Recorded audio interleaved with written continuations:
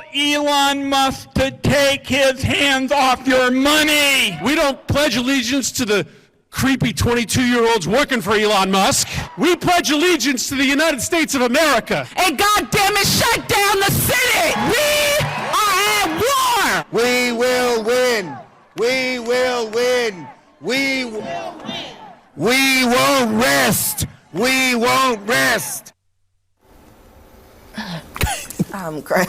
Gretchen. Yes, So they need the Democrats need a real leader.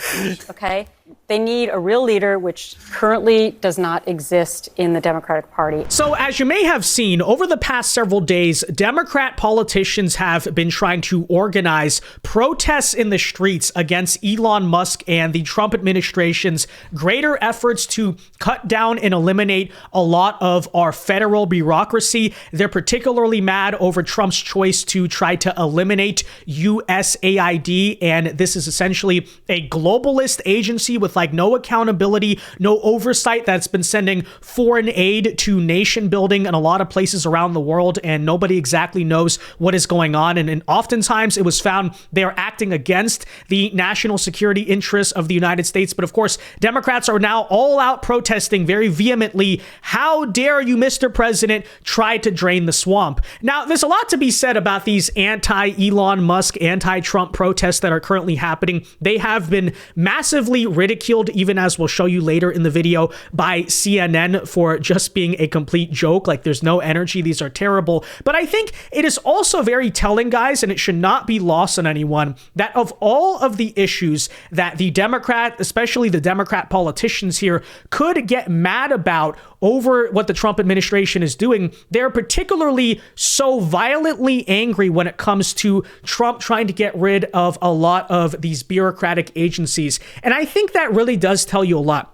The first thing that it tells you, honestly, is that these protests you're currently seeing, especially the Elon Musk USAID type of protests, are completely astroturfed. They are insincere. In many ways, they are largely fake. And I know people are going to call me a conspiracy theorist or something for saying that, but no, it's just the simple truth. Because don't get me wrong, there are liberals in this country, there are Democrat voters, etc. I'm not pretending like they've magically gone away, and they certainly will get passionate over a number of issues, like, for instance, immigration or abortion or something like that. But the sheer fact of the matter is, until this week, the vast majority of Americans had never heard of USAID. They don't even know what it is. And now suddenly we're supposed to sit here and believe that there are mass protests in the streets to protect this government bureaucracy that is nation building around the world. The American people are so upset over this. No, this is not the American people who are upset. The American people don't even know what this is. No, this is particularly the Democrat politicians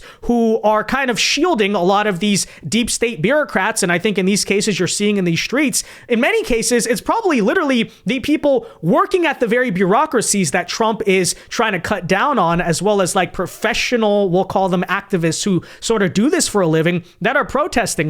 Nothing that you're seeing in the streets right now is organic or actually grassroots coming from the people. But with that said, I think it is also worth noting, and we should pay attention to this. Okay, again, of all the issues that these Democrat politicians could choose to single out Trump on, why are they so angry over trying to protect a completely rogue and corrupt agency like USAID? Well, as it turns out, it's pretty obvious here. Corrupt politicians are trying to defend and get the American people to support corrupt bureaucracies. And I think that kind of tells you everything you need to know about what's going on here. Why is it kind of a coincidence? Does anyone think it's a coincidence that Al Green, for instance, tries to launch articles of impeachment against Trump the moment that Trump comes after USAID and a lot of these rogue bureaucracies? No, I think we all know exactly what is going on here. The head of USAID, the head of DOGE, Elon Musk, called USAID a criminal organization and added that it is time for it to die. Do you agree with that? They have basically evolved into an agency that believes that they're not even a U.S. government agency, that they are a global charity, that they take the taxpayer money and they spend it as a global charity, irrespective of whether it is in the national interest or not in the national interest. One of the most common complaints you will get if you go to embassies around the world from State Department officials and ambassadors and the like is USAID is not only not cooperative, they undermine the work that we're doing in that country. They are supporting programs that upset the host government for whom we're trying to work with on a broader scale and so forth. So they're completely unresponsive. They just don't consider that they work for the U.S. They just think they're a global entity and that their master is the globe and not the United States. And that's not what the statute says, and that's not sustainable. Can it be reformed, or does it need to die? Well, that was always the goal, was to reform it. But now we have rank insubordination.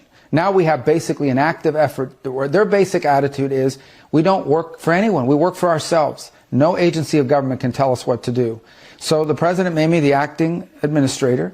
I've delegated that power to someone who's there full time, and we're going to go through the same process at USAID as we're going through now at the State Department. I think there are this is not about getting rid of foreign aid. There are things that we do through USAID that we should continue to do that makes sense. And we'll have to decide, is that better through the State Department, or is that better through something, a reformed USAID? That's the process we're working through. There are things that are happening at USAID that we should not be involved in funding, or that we have a lot of questions about. But they're completely uncooperative. So we had no choice but to take dramatic steps to bring this thing under control. Yeah, so hearing that explanation from Marco Rubio, I think we fully now understand why the establishment Democrat politicians are, of course, now we get it, so passionate about protecting USAID. They can't do this. Elon Musk can't do this. Trump can't do this. Okay.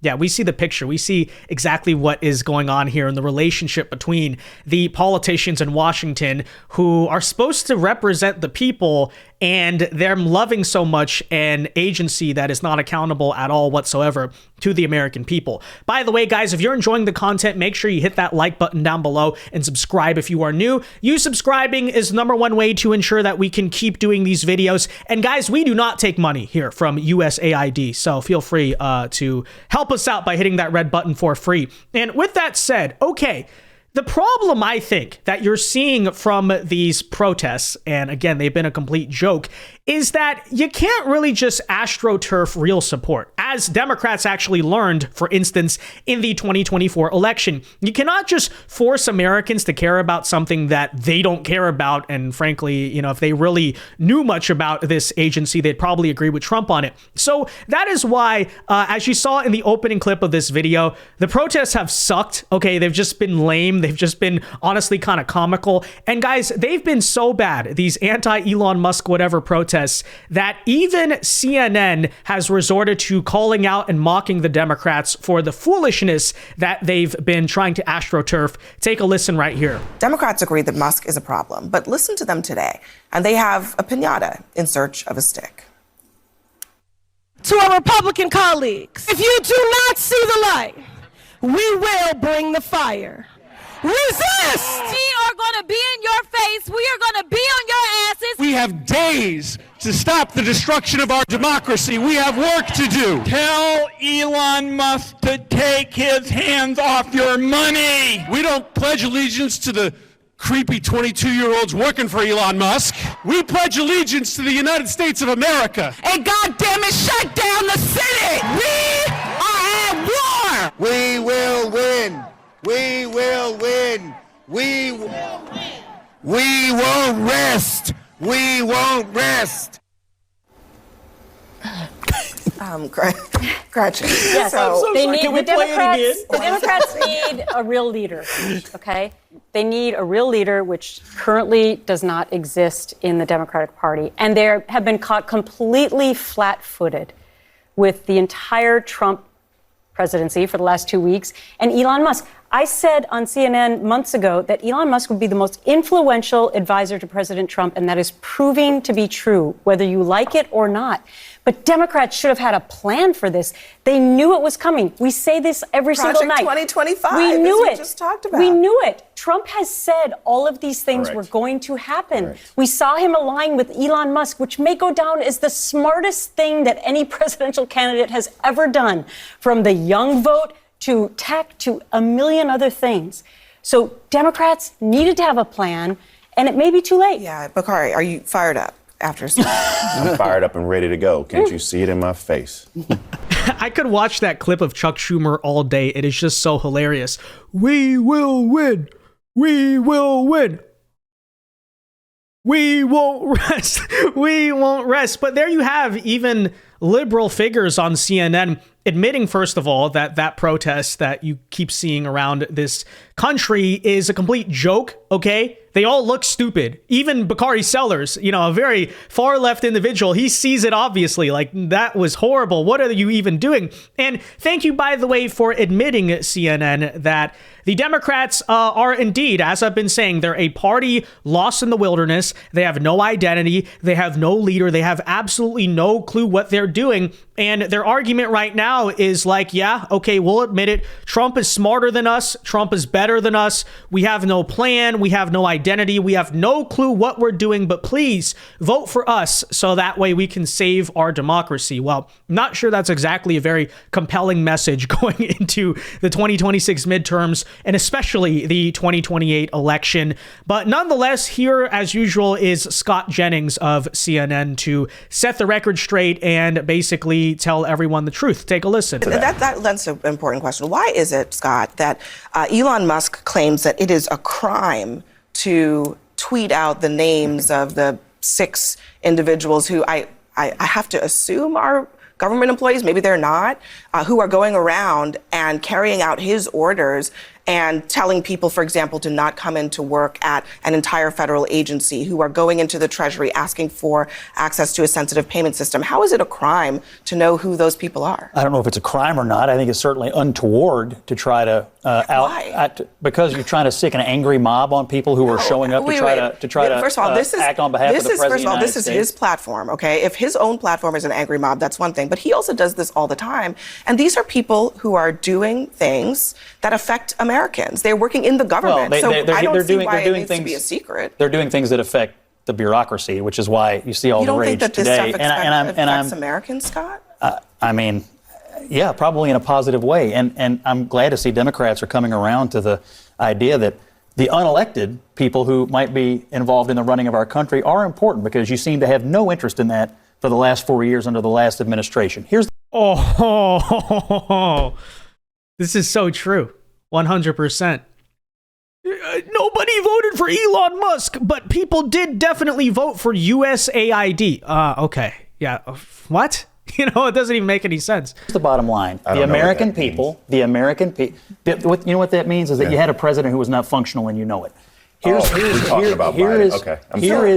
by that same token, I mean, if you're concerned about the people around Joe Biden running the government, why aren't you concerned about? Because I don't have any concern that this president is functional. He's a functional president, and Musk is an agent of the president. Why are you not concerned that Elon Musk is, according to a lot of reports, someone that no one around the president wants to even cross because he's so powerful, and he has leverage over this president because he spent $250 million to get him elected? Look, the president was elected. He runs the government. Elon Musk is an agent of the executive branch at the direction of the president. And as the president said today, he's not doing anything that he doesn't have permission to do. And I will just remind you all, one of the things he was elected to do is to shake up Washington, stop doing business as usual, and rein in an out-of-control bureaucracy that, as the Congresswoman correctly pointed out, is spending money in ways that was never intended.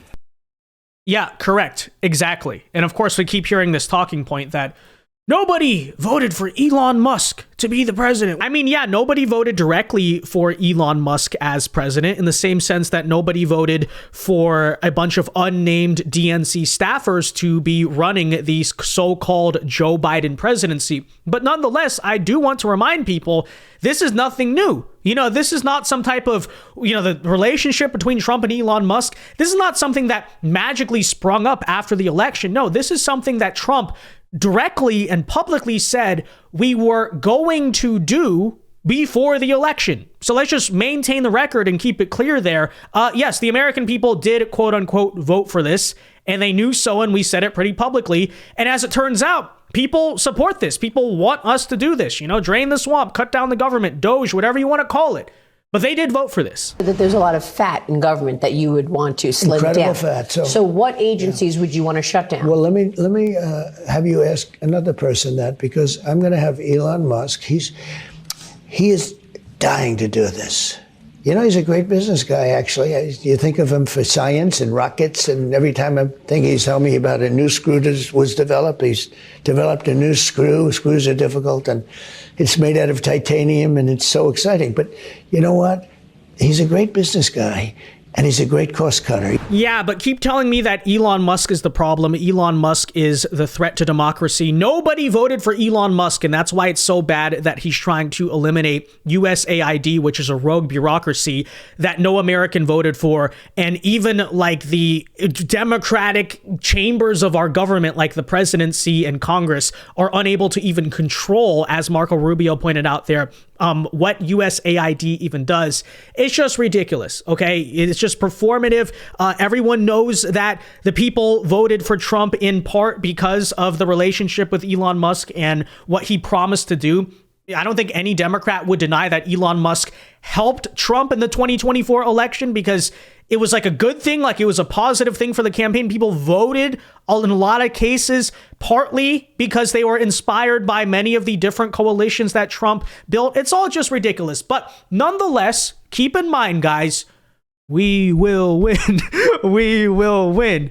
We won't rest. Okay, there you have it. That's the resistance. So, you know, are you on the side of getting rid of rogue bureaucracy? Or are you on the side of we won't win, we won't rest? I don't know. You decide. But with that said, guys, let me know your thoughts on all of this in the comment section down below. Be sure to leave a like on this video, subscribe if you are new. And until next time, God bless and peace.